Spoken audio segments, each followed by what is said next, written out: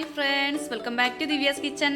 ഇന്ന് ഞാൻ വന്നിരിക്കുന്നത് ഒരു അടിപൊളി ബർഗറിന്റെ റെസിപ്പി ആയിട്ടാണ് കേട്ടോ. കുറഞ്ഞ ചേരുവകൾ വെച്ചിട്ട് നമുക്ക് വീട്ടിൽ ഈസി ആയിട്ട് ബർഗർ തയ്യാറാക്കിയെടുക്കാം.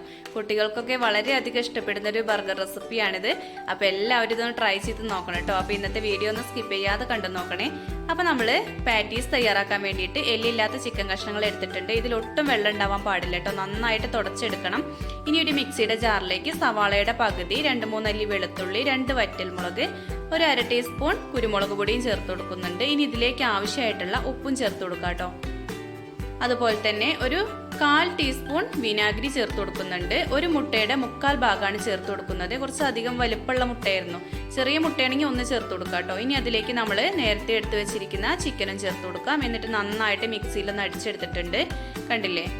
ഇനി ഇത് നമുക്ക് വേറെ ഒരു ബൗളിലേക്ക് മാറ്റി കൊടുക്കാം. ഇനി ഇതിലേക്ക് ഒരു 3 ബ്രെഡ് പൊടിച്ചെടുത്തത് കൂടിയും ചേർത്ത് കൊടുക്കുന്നുണ്ട്. അപ്പോൾ ആ പൊടിയും കൂടിയും വെച്ചിട്ട് നമുക്ക് കൈ വെച്ചിട്ട് നന്നായിട്ടൊന്ന് മിക്സ് ചെയ്യാം. നന്നായിട്ടൊന്ന് കോട്ടായിട്ടിരിക്കണം. ഇതൊരു ബോൾ പോലെ എടുക്കാൻ പറ്റണം കേട്ടോ. അതുവരെ ബ്രെഡ് പൊടി നമുക്ക് ചേർത്ത് കൊടുക്കാം.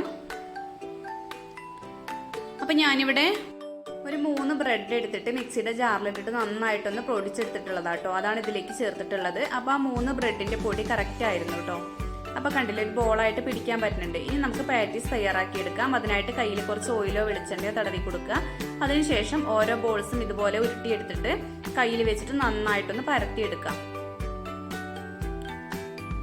ചിലർ കുറച്ച് കട്ടിക്കായിട്ടായിരിക്കും പരത്തിയെടുക്കുക. ഞാനിവിടെ കുറച്ച് തിന്നായിട്ടാട്ടോ പരത്തിയിട്ടുള്ളത്.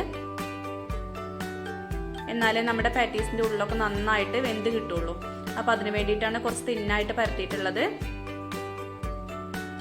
ചിലർ ഈ പാറ്റീസ് തയ്യാറാക്കിയിട്ട് ആവിക്കൊന്ന് വേവിച്ചെടുക്കും കേട്ടോ. അതിനുശേഷമാണ് ബാക്കിയുള്ള കാര്യങ്ങളൊക്കെ ചെയ്തെടുക്കാറുള്ളത്. അങ്ങനെയാകുമ്പോൾ നല്ല ടേസ്റ്റ് തന്നെയായിരിക്കും. പക്ഷെ അതിനൊക്കെ ഒരുപാട് സമയം എടുക്കില്ല. അപ്പം ഇങ്ങനെ ചെയ്യുമ്പോൾ പെട്ടെന്ന് ചെയ്തെടുക്കാം. അപ്പം ഇത്രയും പാറ്റീസാണ് അത്രയും ചിക്കനിൽ നിന്ന് കിട്ടിയിട്ടുള്ളത്. ഇനി ഇതൊന്ന് കോട്ട് ചെയ്തെടുക്കണം. ഒരു മുട്ട എടുത്തിട്ടുണ്ട്. ഒരു 3 ബ്രെഡ് പൊടിച്ചെടുത്തത് പൊടിയും കൂടി എടുത്തിട്ടുണ്ട്. അപ്പം ആദ്യം നമുക്ക് മുട്ടയിലും അതുപോലെ ബ്രെഡിലും ഒന്ന് കോട്ട് ചെയ്തെടുക്കണം. നന്നായിട്ട് തന്നെ ബ്രെഡ് പൊടിയിൽ കോട്ട് ചെയ്തെടുക്കണം കേട്ടോ. അപ്പോൾ കുറച്ച് തിന്നായിട്ട് പരത്തിയതുകൊണ്ട് പിടിക്കാനൊക്കെ കുറച്ച് ബുദ്ധിമുട്ടുണ്ട് കേട്ടോ. കട്ടിക്കാണെങ്കിൽ പെട്ടെന്ന് പിടിക്കാനൊക്കെ പറ്റും. അപ്പോൾ ആദ്യത്തേത് നമ്മളിവിടെ കോട്ട് ചെയ്തെടുത്തിട്ടുണ്ട്. ഇനി അടുത്തതും ഇതേപോലെ തന്നെ ചെയ്തെടുക്കുക കേട്ടോ.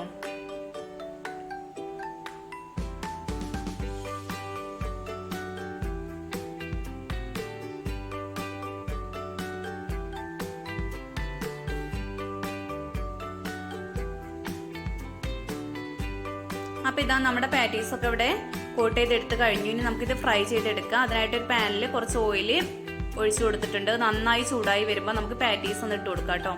ഞാൻ 2 എണ്ണം വെച്ചിട്ടാണ് ആദ്യം ചെയ്യുന്നത്. അപ്പോൾ ഒരു മീഡിയം ഫ്ലെയിമിൽ വെച്ചിട്ട് വേണം ഇത് കുക്ക് ചെയ്തെടുക്കാൻ. എന്നാലേ ഇതിൻ്റെ ഉൾവശമൊക്കെ നന്നായിട്ട് വെന്ത് കിട്ടുള്ളൂ. പിന്നെ പുറമേ ബ്രെഡ് പൊടി ആയതുകൊണ്ട് പെട്ടെന്ന് കരിയാൻ ചാൻസ് ഉണ്ട്. അപ്പോൾ ഒരു മീഡിയം ഫ്ലെയിമിൽ വെച്ചിട്ട് കുക്ക് ചെയ്തെടുക്കാം.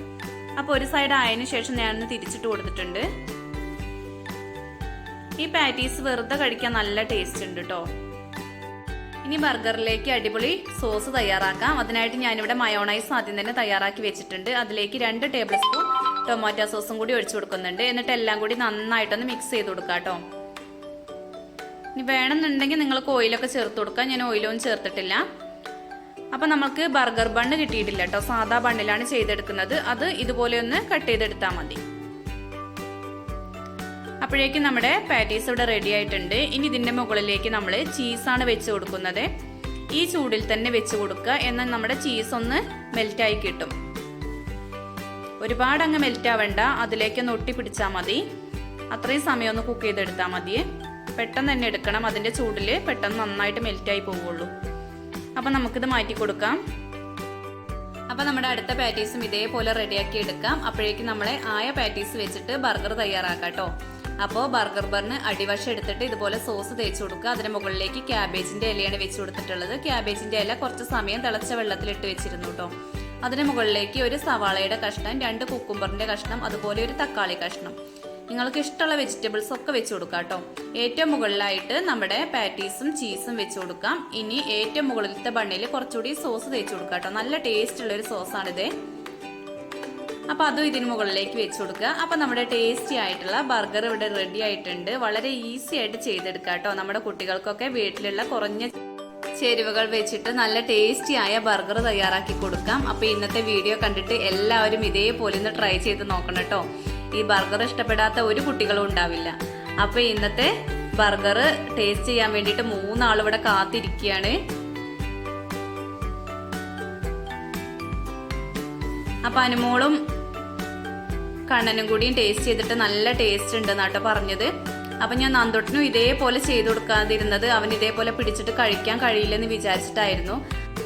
അവന് ഞാൻ പാറ്റീസ് മാത്രമാട്ടോ കൊടുത്തിട്ടുള്ളത്. അപ്പൊ അതിന്റെ ഒരു കുറഞ്ഞ സങ്കടമൊക്കെ ഉണ്ട്. അപ്പൊ അനുമോള് കൊടുത്തപ്പോൾ അവൻ കഴിക്കുന്നുണ്ട്. അപ്പൊ ഇന്നത്തെ വീഡിയോ എല്ലാവർക്കും ഇഷ്ടപ്പെട്ടു എന്ന് വിചാരിക്കുന്നു. ഇഷ്ടപ്പെട്ടു എങ്കിൽ ലൈക്ക് ചെയ്യാനും ഷെയർ ചെയ്യാനും കമന്റ് ചെയ്യാനും, ഇതുവരെ സബ്സ്ക്രൈബ് ചെയ്തിട്ടില്ലെങ്കിൽ ഒന്ന് സബ്സ്ക്രൈബ് ചെയ്ത് സപ്പോർട്ട് ചെയ്യാനും മറന്നു പോകരുത്. സബ്സ്ക്രൈബ് ചെയ്യുമ്പോൾ തൊട്ടടുത്ത് കാണുന്ന കുഞ്ഞു ബെല്ലൈക്കൺ ഒന്ന് പ്രസ് ചെയ്യുക. അപ്പോൾ 3 ഓപ്ഷൻ വരും. അതിൽ ഓളെന്ന് വേണം നിങ്ങൾ സെലക്ട് ചെയ്യാം കേട്ടോ. എന്നാലും ഞാനിടുന്ന എല്ലാ വീഡിയോസിന്റെ നോട്ടിഫിക്കേഷൻ നിങ്ങൾക്ക് പെട്ടെന്ന് കിട്ടുള്ളേ. താങ്ക്